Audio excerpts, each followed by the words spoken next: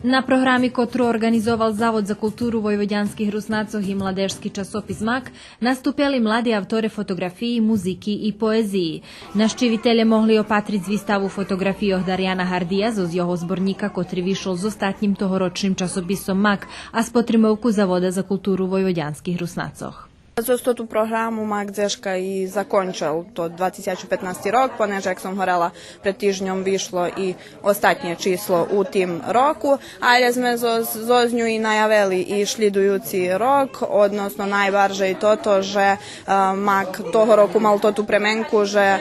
sme ho počali drukovať u farboch i na inčakým paperu, a od šlidujúceho roku evo budeme mať tiež jednu premenku, a to, že bude vychodziť častejšie. Cieszym z nieszkajszym zwołaniem i z promocją, i z wystawą wszelijak, i z tym mladežským duchom i energiją, która takie preplavila i bola polná jednoho i šmíchu, i ošmíchov i tak dalej, i tak dalej. Direktor Zavoda nahlášal, že u 2016 roku predlúži sotrudzovať so časopisom MAK i na to spôsob dávať spotrimovku všetkým mladým, ktorí kreatívni i ambiciozni.